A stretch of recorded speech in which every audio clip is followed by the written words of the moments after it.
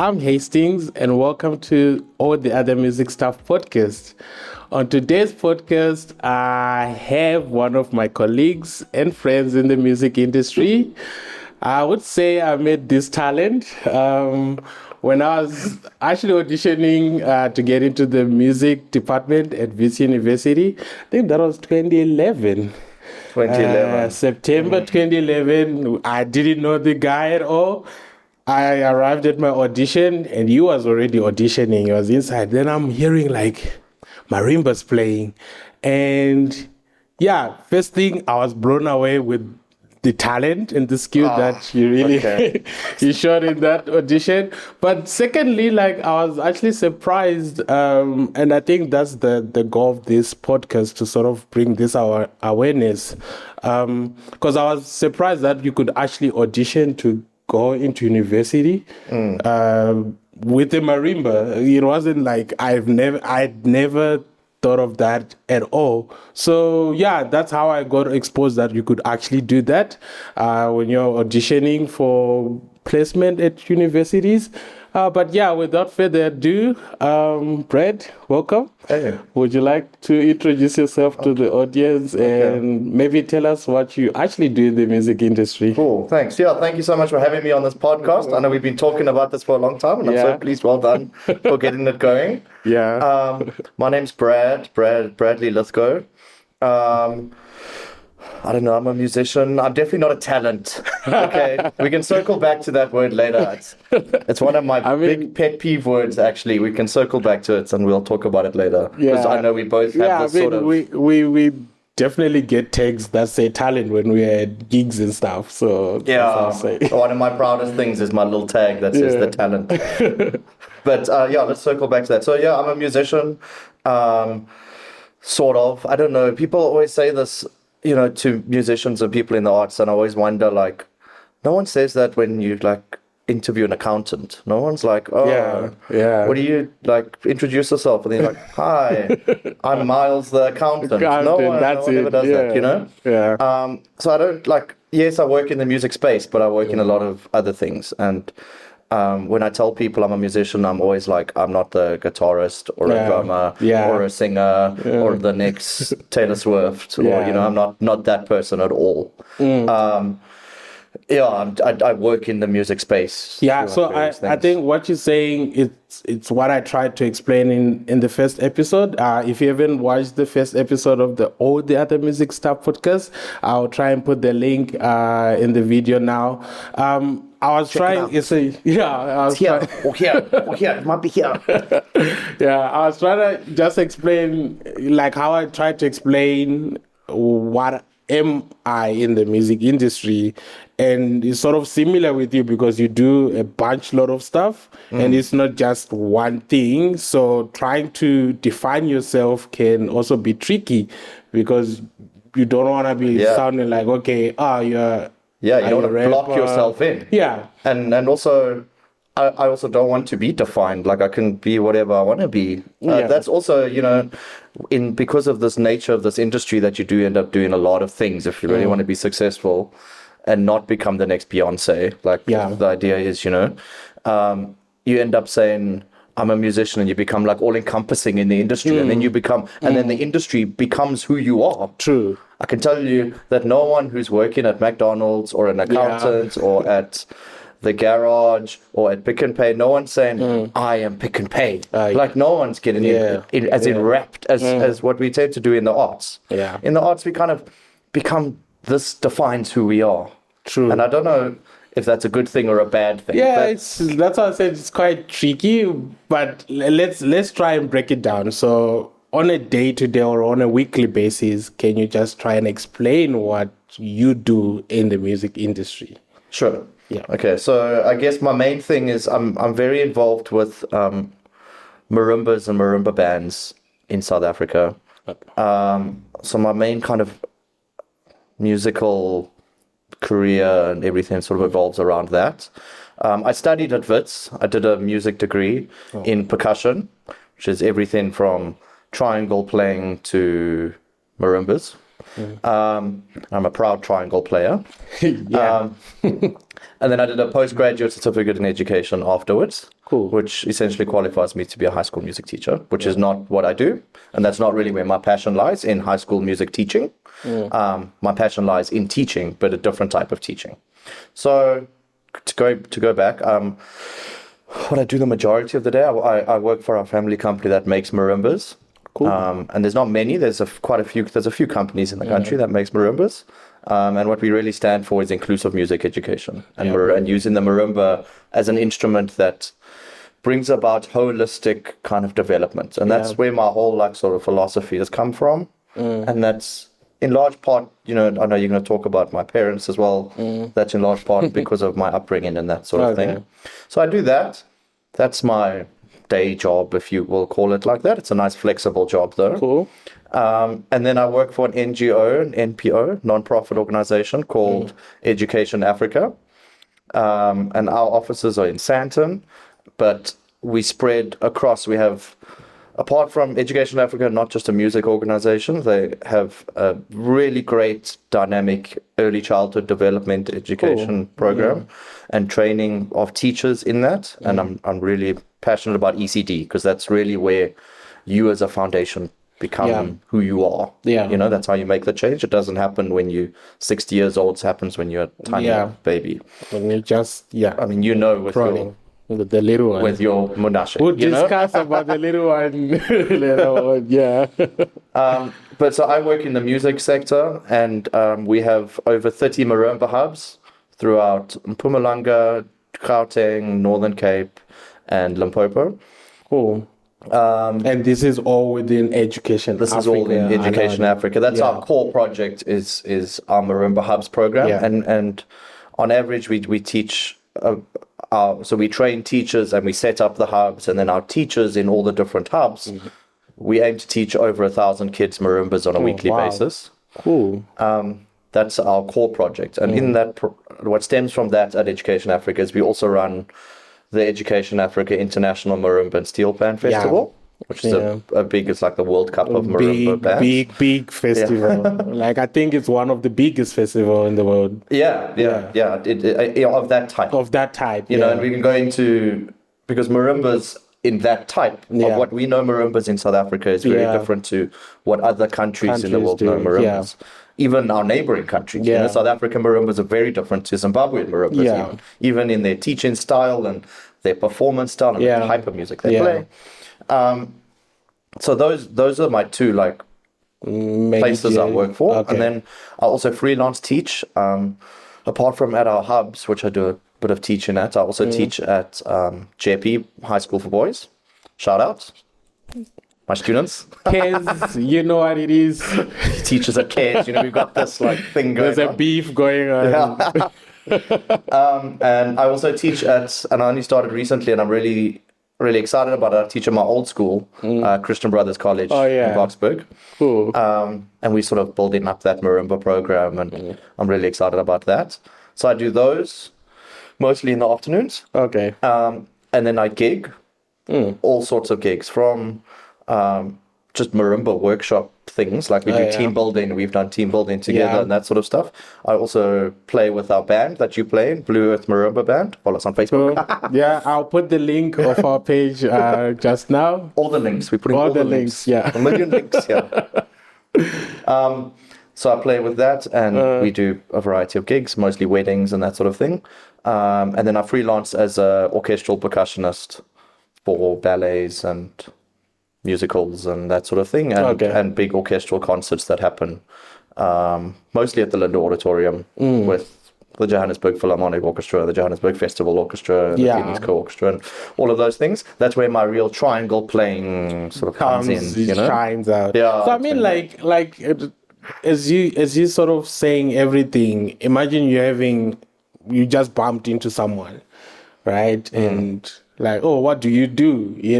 So that's always a tricky. I think me and you both could agree that it's quite tricky to say all of these things, and you just end up saying like, I'm a musician, and maybe in the moment you pick what you are actually doing in that moment, and that becomes sort of your defined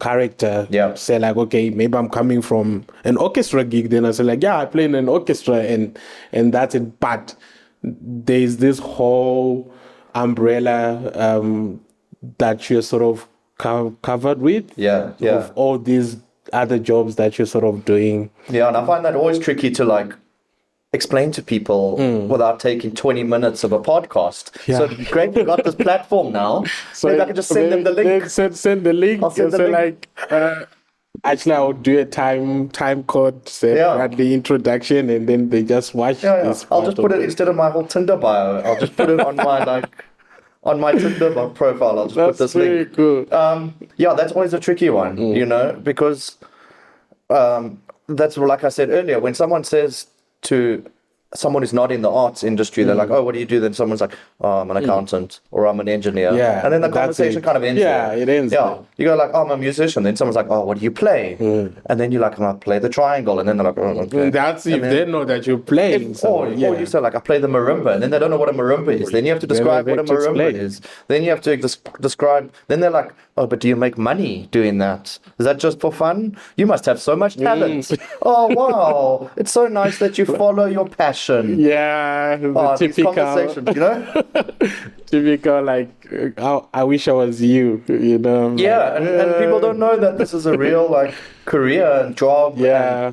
And it takes lots of hard work. It's a lot of hard work. It's not just this talent thing. Should we jump on the talent thing? I don't believe in talent as a thing. I believe in ECD. I believe in early childhood development, and you build aptitudes through that. Yeah. And then by the time maybe you're 12 years old and all of a sudden you can play an instrument or you can sing or you can do something on computers like really quickly and cool and faster than other people. And then people are like, talent. Okay. You must be like built with this innate thing that just got this talent thing. There's this conversation on the internet as well between Ronaldo and Messi. I'm not sure if we should even jump into that, but again, is that whole comparison like talent and hard work? Yeah.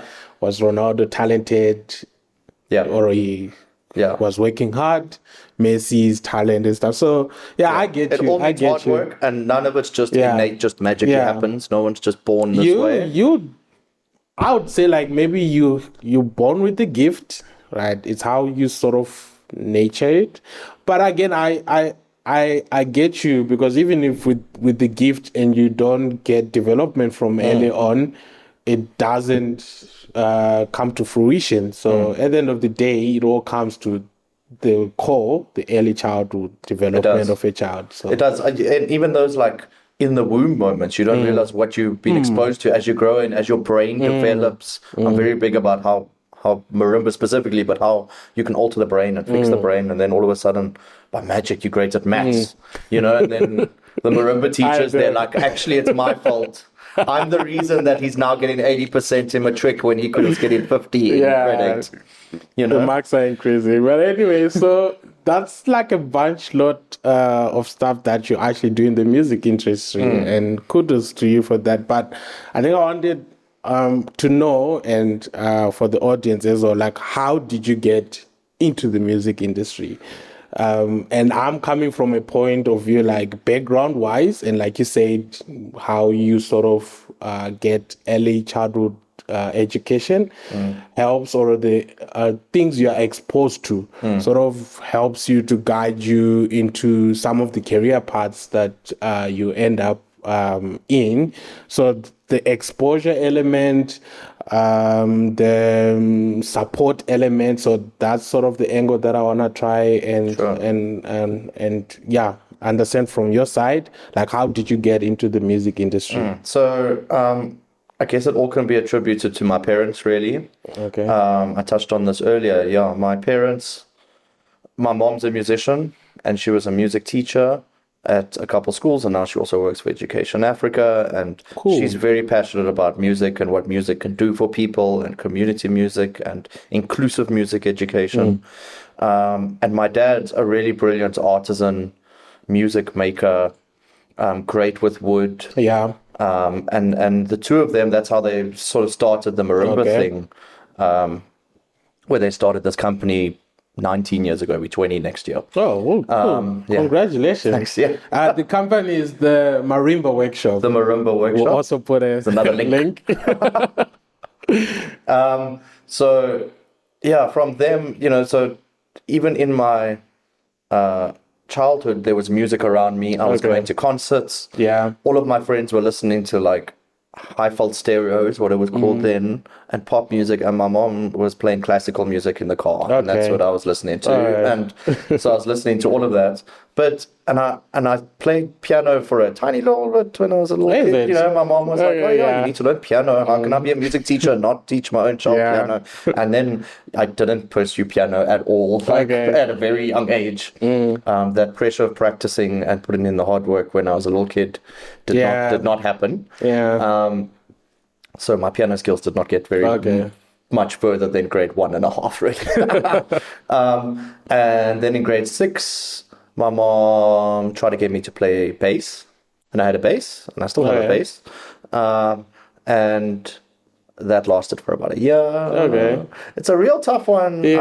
When the person who's asking you, making you to practice is also your mom. Okay, so that it's a tricky one. It makes for a difficult when you're growing up and you also, stupid little child who's like rebellious and like you don't, and then you're like, your mom's like, oh, you have to practice the instrument and you don't see a progress. And anyway, so I stopped playing bass after about a year, and then didn't really do much music up until I played in the high school marimba band at CBC.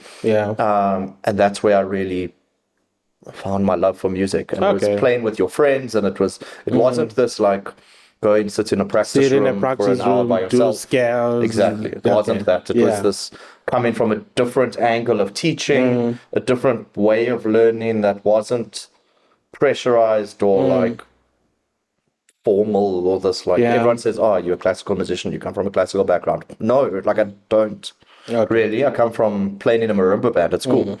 And then I played in the marimba band at school, and I have great friends who I still play with from school days.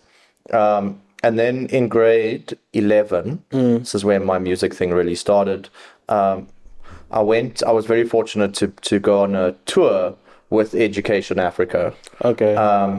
With the marimba band that my mom was training, to go to New York. To play for a fundraiser with Gloria Gaynor. Oh, wow. If anyone who doesn't know Gloria Gaynor, it's I Will Survive. Okay, yeah. So I Will Survive. Google. You'll put a link somewhere, maybe. So they played I Will Survive with Gloria Gaynor in a fundraiser in New York. And that was an amazing experience. But the real amazing experience was for about 6 months before that tour, while I was in grade 11, I would go a couple times a week with my mom to Stone Ridge Primary School. And which is in Tokoza, which is in like Joburg South.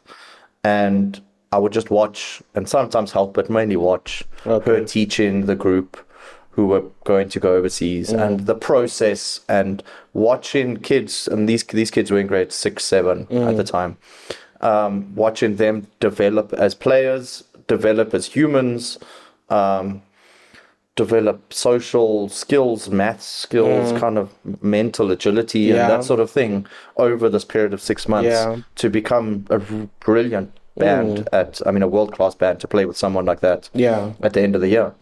And that really like kind of ignited this community music thing. So I majored in community music at university. And that whole process and watching that really got me into music education and music development and what music can actually do for you. I had no intention when I started my music career of really playing much. I really had intention of like doing what I'm sort of doing now. So you would say at some point, like through that journey, high school, CBC, is that when you said you're going to go into music? Yeah. So then in this process, then we got to the end of this, and this, and the tour finished, and then it's grade 11. So now you need to start applying for university. Thinking about what you're going to be doing after school.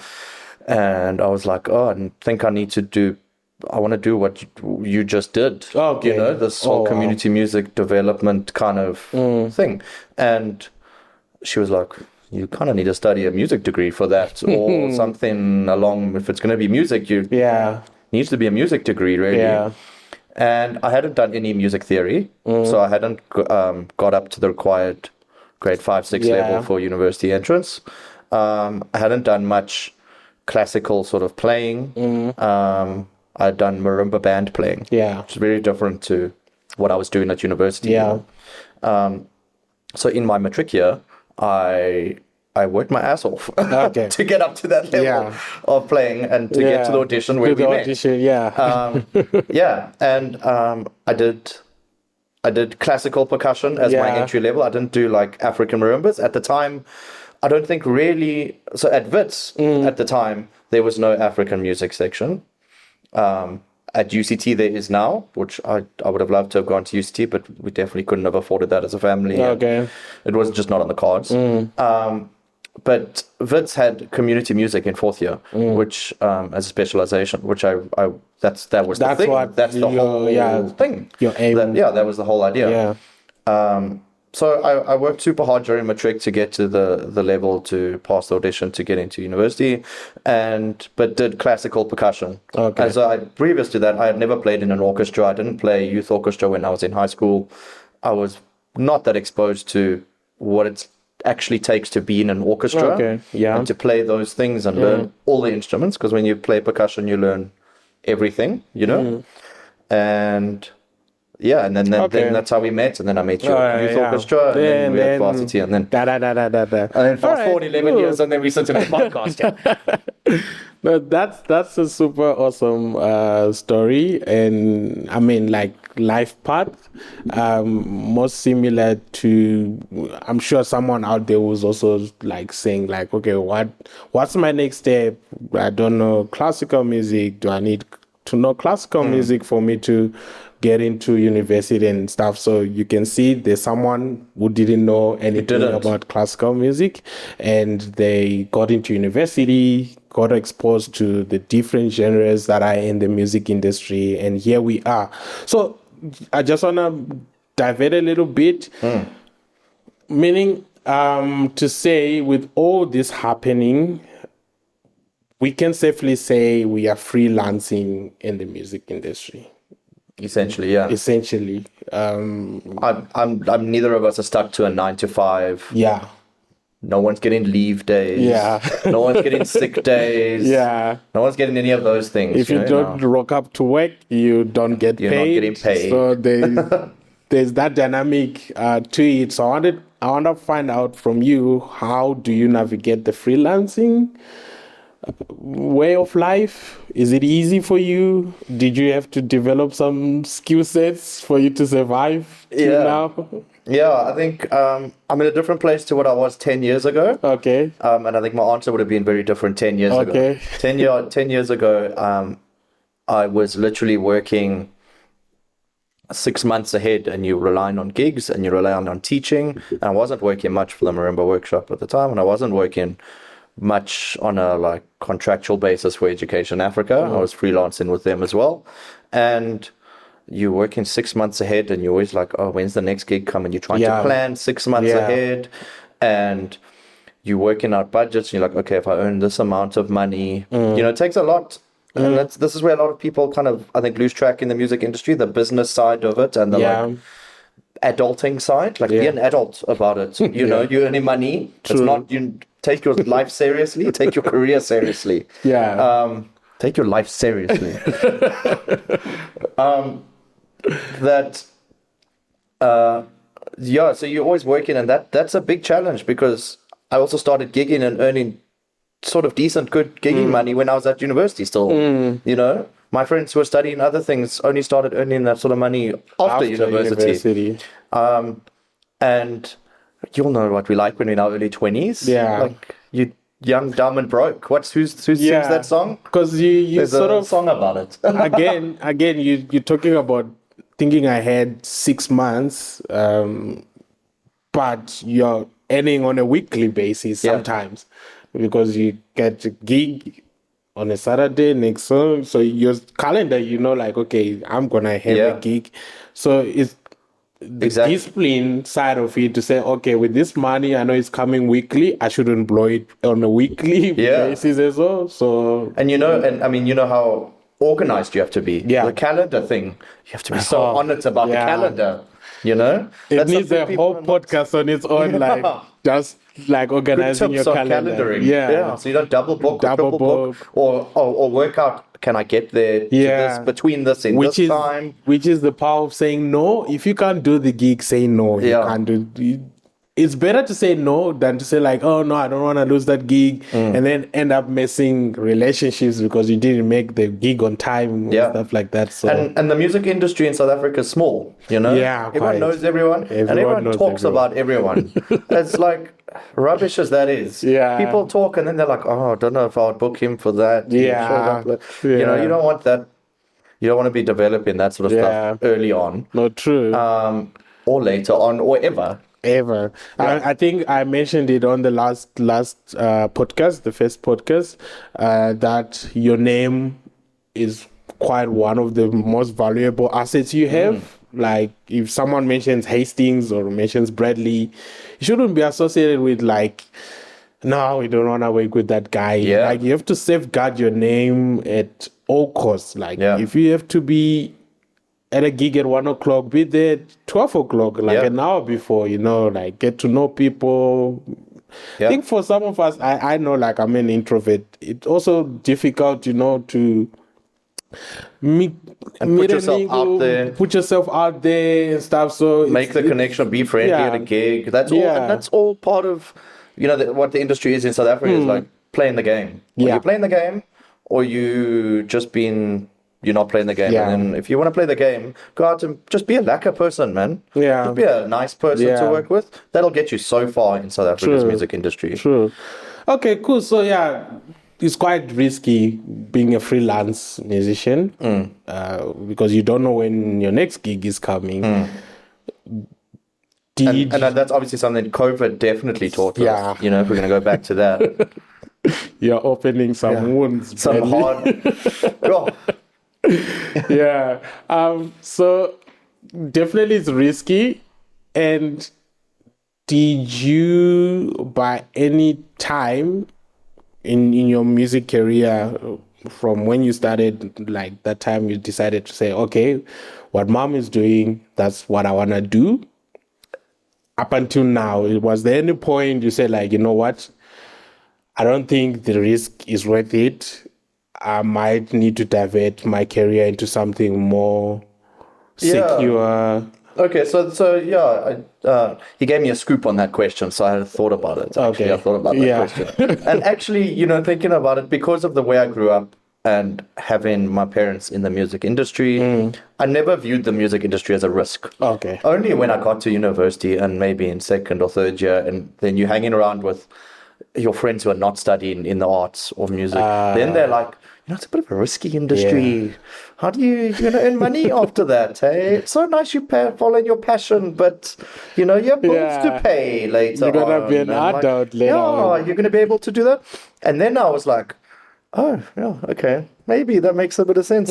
But going in, I never thought about that because I saw people ahead of me succeed, and I saw people ahead of me do multiple things in it, and I saw people living a freelance musical life that was fulfilling, both financially and like personally. So I didn't view it as a risk. And then I'd go back to my old school, and they'd be like, "So nice, you're following your passion. Is that going to make you money? Are you going to be able to survive?" And only then was I like, "Oh, actually, it's quite a tricky one." And that was scary going out of university. Which I'm also so grateful I did my PGCE after university.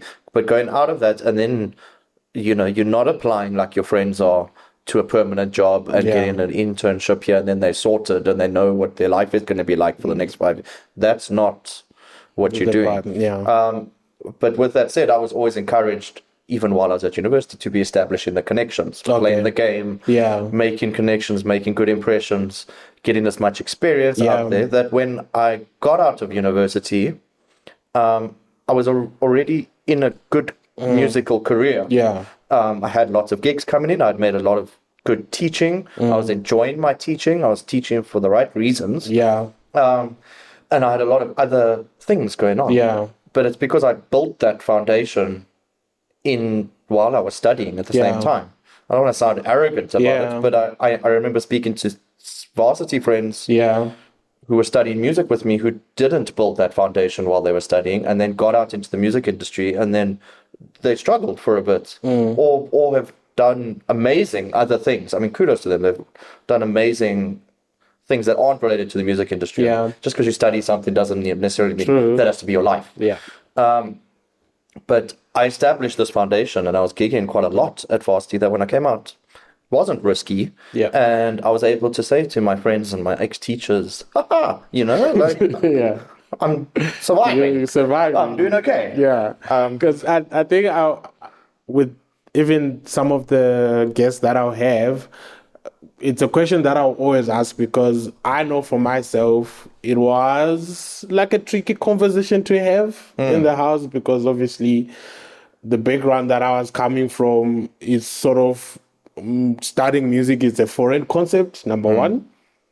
So parents want you to go into the secure careers. Typical things, Typical medicine, going to law.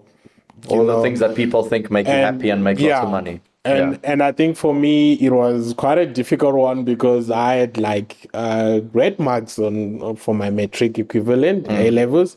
So it was like, you want to waste all these, you know, education we've invested into you just to go and do music and stuff. So, and I can imagine like it's scary for your parents. If your parents aren't involved in the arts or don't understand they don't understand it at all. So. Very tough for you.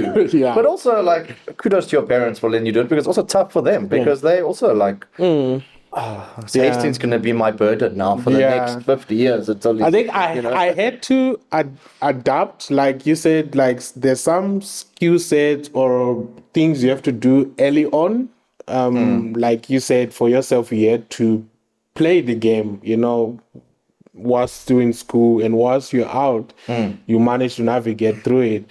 And I think for me, it was sort of the same, because I had to, with the little gigs that I was doing then, I had to show them like, okay, how responsible I am. So that really worked to my favor. It did, for sure. That if they trusted me, like, okay, with the gig man that I'm coming back home with, I'm paying rent and I'm buying groceries, and they're sort of seeing some money coming into it, and I'm now saying like, I want to start it so that I can further the prospect that could open more opportunities for me.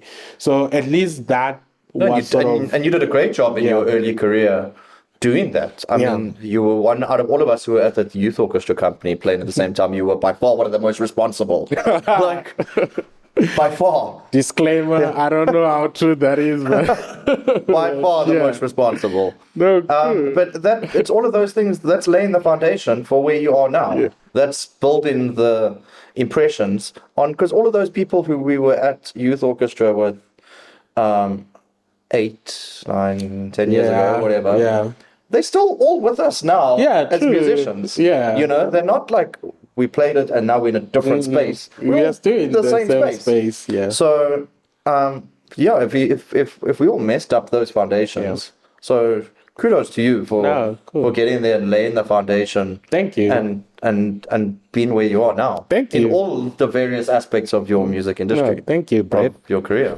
Thank you. So talking about the youth orchestra, not just the youth orchestra, your experiences at Feeds, do you see value in them now? Like the educational values or things that you learned in the youth orchestra and at university, are you actually using them? Yeah, so one of the big things that I think, to touch on this point, that I really am passionate about, and maybe one day I'll get back to doing my master's on it, is social cohesion and how you, and that's like the pillar of what South Africa should be, but isn't always. And it's one of the things that I really grew as a kid. Like me as a kid going to an all boys school, I was very in my bubble, very not aware of what people are going through or dealing with throughout life, and and playing in the Johannesburg Youth Orchestra, and even more so in the South African National Youth Orchestra, meeting people from completely different walks of life, from different economic, social, gender, all of those things we divide the human race by, all of those things, and having like a foundational basis of music that brings you together. Not that, for me, my opinion is not that when you play music together, you're socially cohesive. That's not where the social cohesion happens. It happens outside when you're at the break and you're chatting to people and having real conversations with people about life. And those are the things that I learned at the Johannesburg Youth Orchestra Company and at the National Youth Orchestra. Those things really pillared my kind of community music thoughts and processes and things together. To kind of pursue the kind of sort of career I'm at. So on a social level, those things were highly beneficial for me. Obviously on an educational level, the university and all of those sort of things were also extreme. And is it something you also see with the International Marimba Festival? You run that, like we discussed before, you are part of the organization now. People. Like I say, Bradley, you literally... I sit on the committee. It's a committee, it's a whole group. It's not just me. It's not just Bradley. It's not just Joe. It's a whole Education Africa team. We're all great. All protocol observed.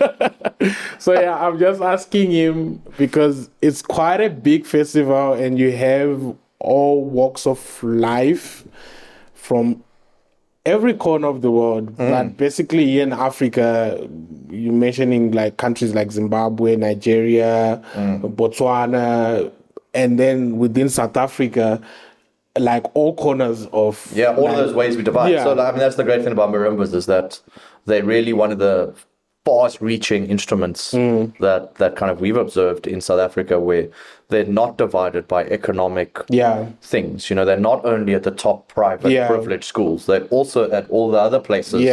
And they're not only in the metropolitan areas of Johannesburg. You can go to in the middle of nowhere, Northern like Cape, in rural areas, and they're there. So the question is like, my experience, like we were mentioning about some of the qualities or some of the values we gain from spaces like the Johannesburg Youth Orchestra, you sort of see them playing out at festivals like the Marimba Festival. How do you sort of tap into that at the festival? Now I'm just talking specifically for the festival, so that you sort of make it more, I'm not sure, for lack of a better word, like pronounced, so that when the kids leave, they sort of have somewhat of an equivalent value to what we got from the Johannesburg from those, or from and I think the hard work we do at Education Africa, to answer that, Education Africa, please follow us on all social medias. We'll put the link. The hard work we do at Education Africa and our team who run the Marimba Festival is all about inclusivity and social cohesion. It's big. It is one of like the biggest melting pots of inter-school events. Think about any other, even sports events, those big like rugby festivals and all of those. This one has the most diverse group of children and kids and young adults, all playing very similar types of music and with same ideologies and same thinking all together to try and create this social cohesive experience. And it's not just, I mean, this last year was amazing in so much. We've had far more differently abled bands coming to the festival. And that's something we're super proud of. And we just hope that being in the same space creates a semi-level of social cohesion. I think there's a lot more work we can do, and there's a lot more work in the pipelines that we're going to be doing.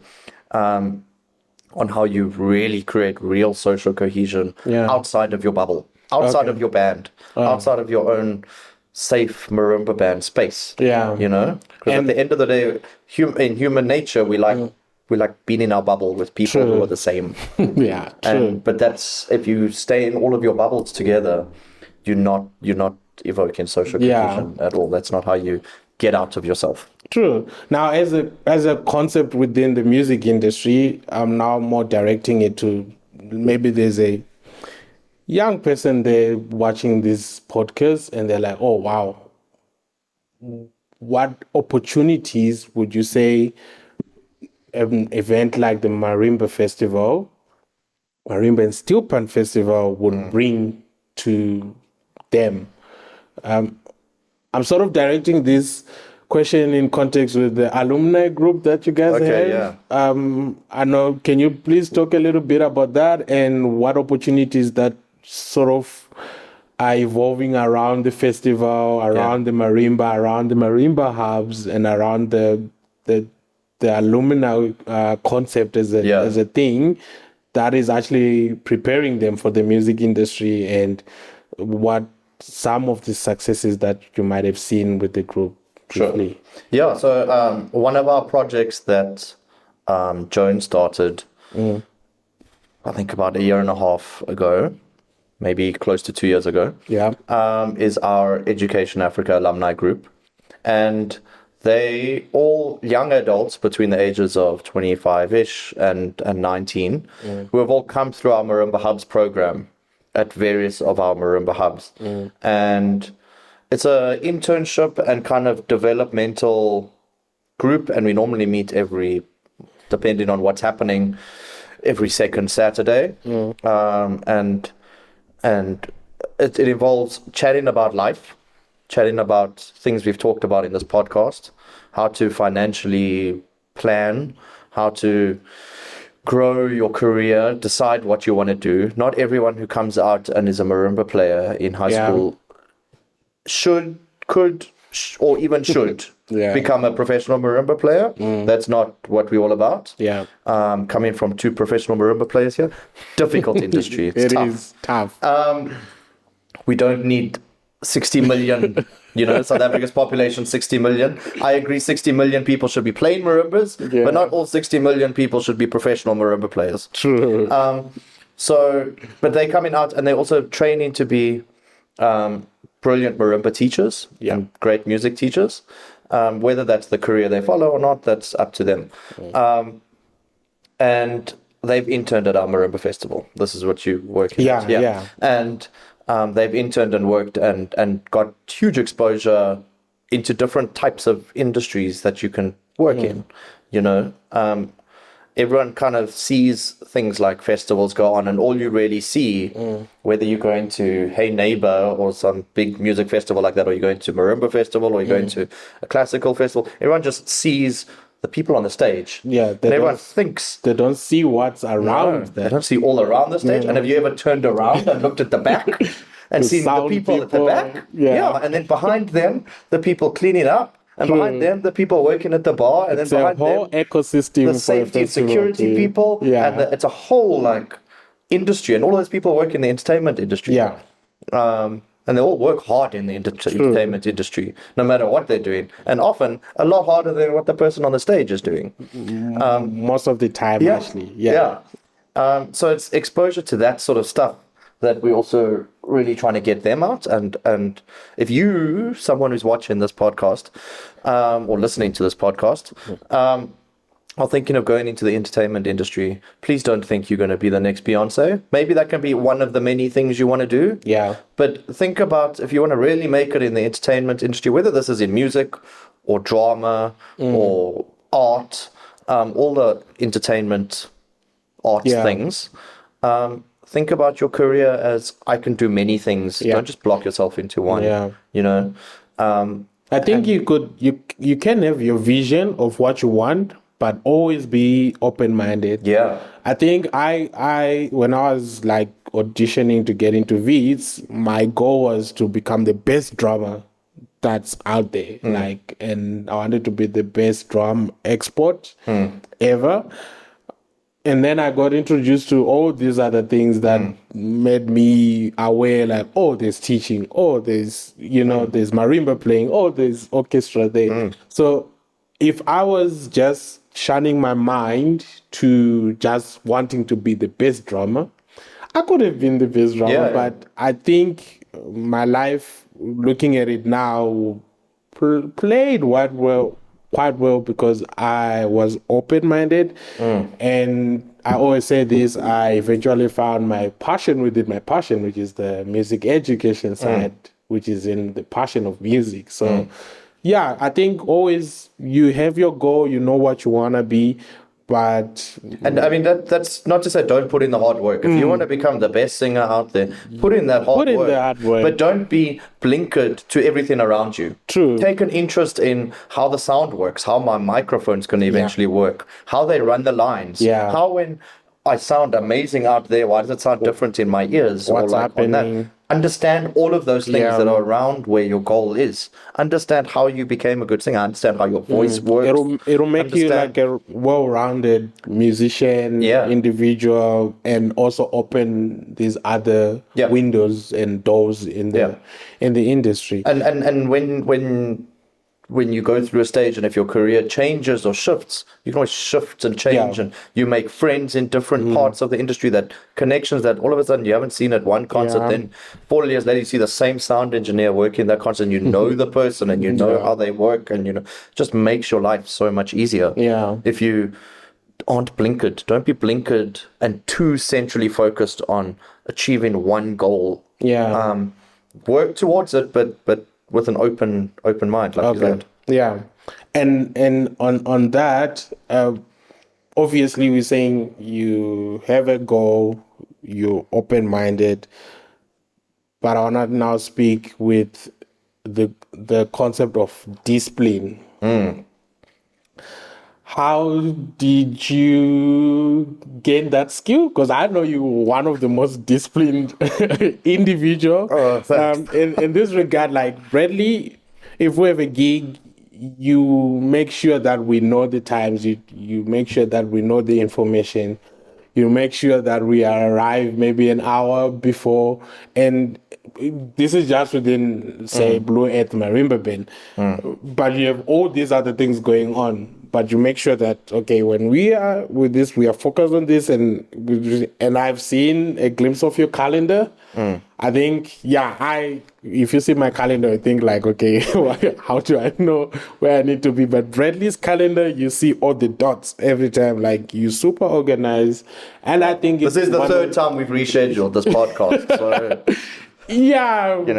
it's one of those few ones. But I think the calendar. I think you one of the people that I know that will really share light on the fruits of one being disciplined. Oh, thanks. Thanks. I appreciate that. I think maybe it also has to do with my personality. Okay. And how I've grown up, and like maybe I'm a very like meticulous sort of person, which can be painful to others and to me at some stages. But it's true. You do need to be disciplined. Like take your career, and take your life and take yourself seriously. I have a big, my big kind of motto is YOLO. Not the like YOLO, do stupid things, but like you only live once. If you're not taking you and yourself seriously in your only one life that you only have, then what are you wasting? What are you wasting that one only life about? And it also comes down to respect. Also, if you want to be a respected person, whether you're in the music industry or within something else, you need to treat others with respect. Don't arrive late to a gig. Don't let someone else set up the marimbas for you, or like set up the thing. And just be nice, Also at the gig, respect the client, know your place. If you're at the gig, if you're the band coming and you're part of the band, your place is not to become the shining stars of the band if you're just playing as they like guests are walking into the thing. Know your place, know what your job is. Know that you're also not the central focus of everyone at that. Don't come in with this arrogant, high-flying attitude, leave the attitude at home, and maybe even lock it in the cupboard and then throw away the key. Like, there's no place in the world for attitude. So yeah, it's all of those things. It comes all of my things in my whole like kind of life's philosophy come down to the YOLO thing. You know, you only live once. Take it seriously. Do you also apply it the same with your finances? Like, how are you disciplined with your finances? Yeah, exactly. I'm on a big travel kind of mindset at the moment. So I've portioned off very percentages of my income every month go to certain travel budgets and things like that. But do you invest? Do you have any tips of how someone out there who's earning certain amount of money per gig every weekly, how can they, I mean, we've talked about looking ahead 6 months. 6 months, yeah. But what are some of the tips that you might have for them to maybe invest in their money? Look, I think you're in different, depending on who's listening to this, going to be in different stages of your life. I'm not saying like, don't go out and party. Don't use your money when you're young and you want to like actually like go out and see things and but also be conscious of don't become dependent on other people. You know, if you're earning money, don't live above that money that you're earning. True. If you want to be earning 10,000 Rand a month, then you need to be living within 10. Don't like now be living in a 50,000 Rand a month bracket or something. You know? True. And then that's how you build from there and you build from here and you build. No one comes out and then is all of a sudden earning 200,000 Rand. True. You know? Even like I saw this really cool Facebook post yesterday or the day before about brand new musicians who come out and like not musicians like us, but musicians who are on the stage. The latest singer, pop star type person. And they get booked for a gig for like 150,000 Rand, for the like 40-minute set they're doing. And because they're living above this, they worked out, and then they've got to pay like 30,000 Rand for costumes. Then bam, that 150,000 Rand got off. Then they need to get a band of 8 people. I mean, they don't need that, but they like, I need to do that. So bam, they've worked that down. And then by the time they've worked it all down, and then they're like, I need to arrive in a BMW C-Class or whatever. I'm not into cars. That's whatever the downfall happened. And then all of a sudden, they've done this gig that paid them 150,000 Rand, and they've walked away with 2,000 Rand for the gig. You know? And it's crazy. And they were doing a comparison with Vusi Mahlasela on the post. Amazing South African musician. But super humble. And awesome guy. He's not rocking up in this fancy Mercedes. He's not going there with 1 million backup dancers and 100 clothes changes. And he's walking away with a gig with like 120, 150,000 Rand for his gig. He's been disciplined and taking himself seriously. And he's still at the level that this pop star up and coming person is. But, you know. So it's the way you look at your life. The way you look at your life. Don't live out of your means. Out of your I mean, don't become someone else's burden. If you've decided I'm making this my career, and now you have made it your career, and you're making money to survive, and you can afford to live and survive. I'm not saying like to flourish and survive, but to live and survive. Then live and survive. In that until you get more, and then you can flourish and survive. But don't make yourself someone else's burden. You know, there's too much of that happening. You live within your means. And in an economy like South Africa at the moment, you don't want to just be wasting money randomly. So live within your means. Good nugget from Bradley. I know you go to festivals. On a lighter note, I'm a big concert junkie. Like I love going and watching live music. You literally, like when you're saying he's a concert junkie, literally, he's a concert junkie. My priorities are either like, apart from all the work I do, it's either like if there's no gig on that day, maybe I can go and watch a concert on that day. True. You know, if I'm not playing the gig, then maybe I can be watching the gig. How do you encourage peers to support each other in that way, where you attend gigs, you attend festivals as a musician? Obviously, I know whenever I attend like concert, I get inspired with the musicians that are playing on stage, and it also motivates me to push on, you know. But like, I just want you to sort of share, like, why is that important for you to attend festivals? Yeah, I think it's a difficult one. So like, I'm when you said that, immediately I thought about this meme. There's a meme of like this American football game going on, Yeah. and then this guy rocks up all dressed in his American football thing, like ready to play, but the game's like halfway going on, and he's like, "Oh man, I wish I was playing this game." And it's like, that's what it feels like to be musicians rocking up to a gig you weren't booked to play. But so I'm like, don't have that mentality. Yeah. Go out and see what other people are doing. Yeah. If it's like the same sort of stuff that you do anyway, and then you're like a bit salty because you weren't booked for this gig. Yeah. Like, and you're not, if you don't think you're going to learn something from going and watching something, Yeah. as a musician on a musical level, then find another reason to go and watch it. If you're going for fun, then cool. Like, so I go to a lot of music festivals for fun. I enjoy watching that. I don't know how much I'm learning from Kendrick Lamar, who I saw last week. I don't know how much I learned from that. I learned, what I did learn was don't stand in a crowd that intense. Okay. It was a crazy crowd. But I'd go to a lot of other sort of concerts where I'm like, you get inspiration. Yeah. I'm not a big one to like write my own music. I'm not in that phase of my music career yet. Yeah. But you get inspiration to just push hard and be like, I wish I was on that gig. Maybe I can do this. Yeah. Oh, look what they're doing with this sort of setup. Oh, that's cool. And then it's also about networking, because then you go there and people see that you're supporting, and then they think of you, and they're just playing the game. True. You know, playing the music game. And it's playing the music game, and it's giving inspiration, but it's also, you need to find an outlet, because you need to find a way, if you're in the music industry, because music is an entertainment for fun thing for most people, you need to find a way to make that for yourself as well. You can't make music become a job. The moment music becomes a job, and you lose the thing.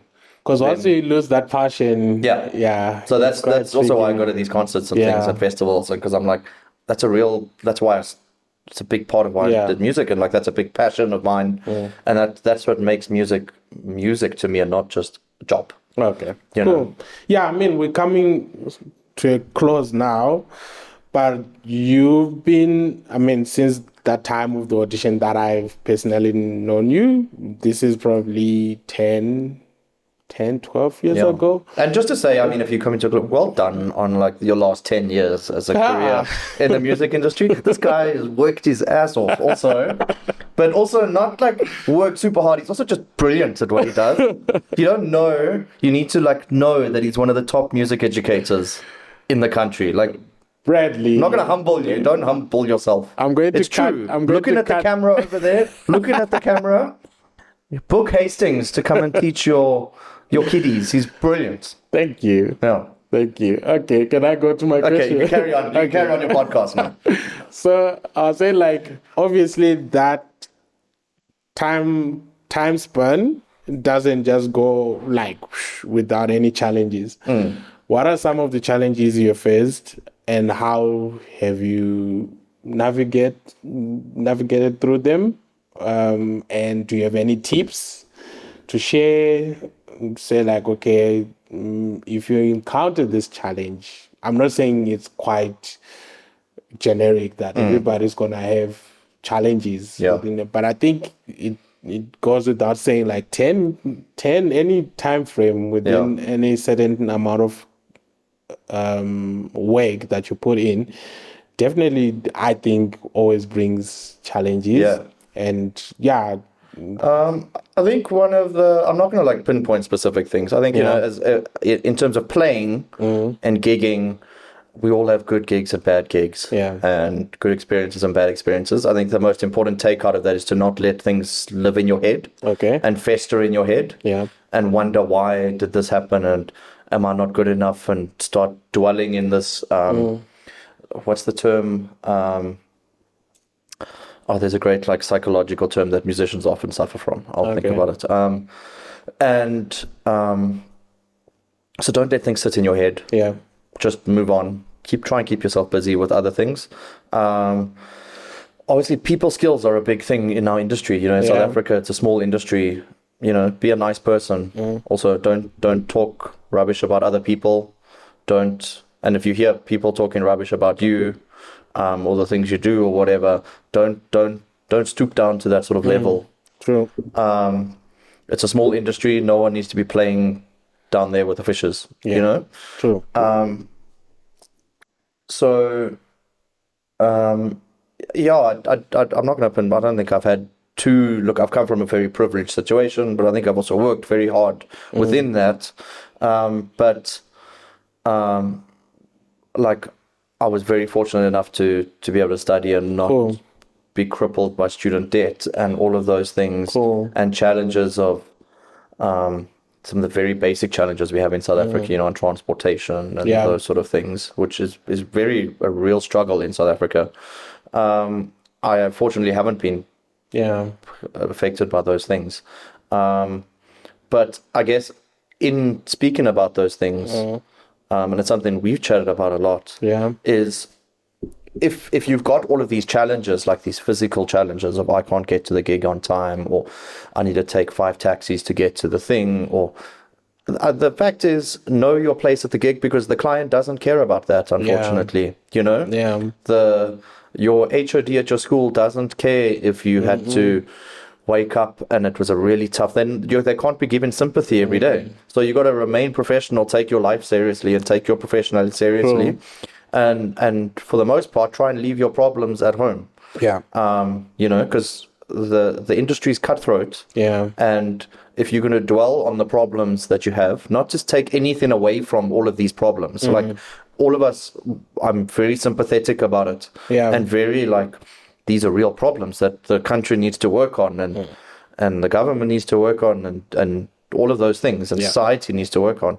But at the end of the day, you need to take yourself seriously, and your boss or your client, if you're gigging, or your boss at school or whatever, don't make that their problem, you know? That's your problem, and it's your problem to solve. Can't be someone else's problem to solve. And if they think that you live in this life where you don't have all these problems, kudos to you, because then you hide in this, you know, what people view as bad things, away from your career, and you're taking your career very seriously. True. No, I mean, we've chatted about that, you know, just of like get there an hour before. If that means you have to leave your home 3 hours before, then that's what you have to do. So you can't like using the excuse for couldn't get traffic or all of that things. Essentially, be responsible. Excuses or not, it's not gonna help you sustain yourself in the industry if you're not taking yourself seriously in this regard. So you can't use the excuse, it was a late night last night and I'm hungover this morning and now I'm rocking up to the gig and like I'm really sad, or like I'm really tired, or like leave that at home. The client doesn't care about that.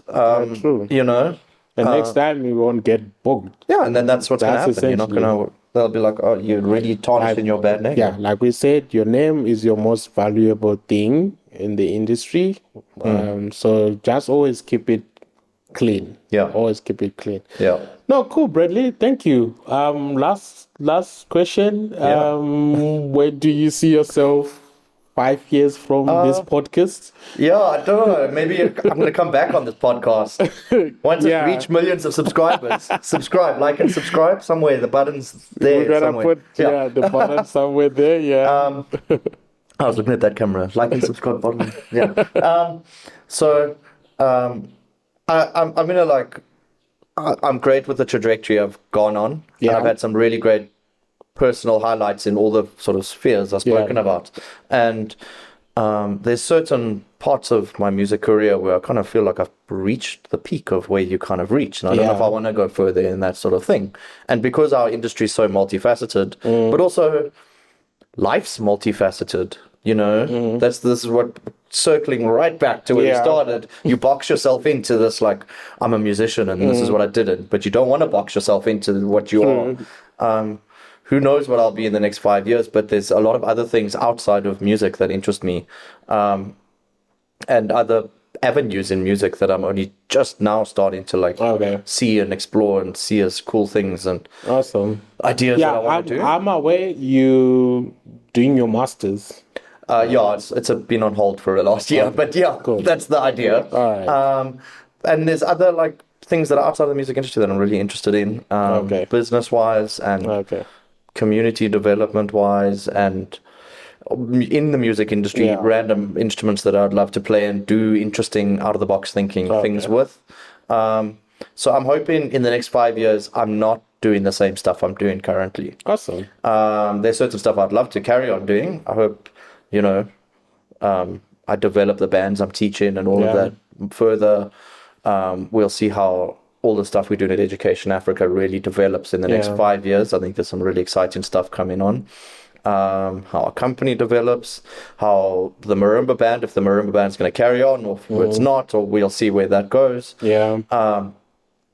All of my orchestral playing, we'll see if that stays or doesn't stay, or what, what parts of it are there and how. I hope I'm not in the same space I am in 5 years. And I'm pleased to say, like 5 years ago and 10 years ago, I'm in a very different space to where I was musically and career-wise and all of those things. So as long as we keep developing and pushing and moving and not staying in a stagnant place, the world's a big space, and there's a lot of stuff going on, and you only live once. YOLO, you only live once. Why box yourself in? True. No, awesome. Thanks, Bradley. Thank you so much for having me. For coming on the podcast. Thanks, that was great, and I'm excited that this has got going. It's going to be great. I'm excited about the whole concept, and thank you for being the first guest on the podcast. And I'm sure you're gonna be a friend of the podcast, and we'll be calling you now and then to come in and be like a ghost Bradley somewhere there. That'll be awesome. Or some musical interludes in between or something. In between. Or we can go and do like a outside interview random people things on the streets, If we can, why not? So, but it only happens if you like and subscribe. Like and subscribe. If you've made it this far into listening to me talk, kudos to you. Awesome. Well done. Yeah. Put some clapping hands for you. Hey. No, thank you so much. But before we go, if people want to get a hold of you, where can they find you? Please don't get hold of me. No, no one needs to. No, I'm joking. You can follow me on Instagram. I'm not very active on social media things, like growing my social media. So I'd love to do it maybe next year. It's kind of in the pipeline. Hopefully I'll do that. You can follow me on TikTok. I have a whole 400 subscribers. Mention your handle. I think it's at Brad Lithgow. I think on TikTok and on Instagram. We'll put the link. All the links there. Awesome. And on Instagram and. You're welcome to follow me. I'm proud to say I have over 1,000 subscribers on Instagram. Most of them are Bitcoin traders, so I don't know how much that counts, but I'll take it. You do have a YouTube account. I do have a YouTube account. It's quite a successful YouTube account, actually. It's not actually as full as I would like it to be. Hopefully next year I can find the time and really work on my social media things a little bit more. But it's Bradley Lithgow, BradleyLithgow. Awesome. Yeah. Thanks, Brad. Cool. Thank you so much. It's been great. Cool. To the next one.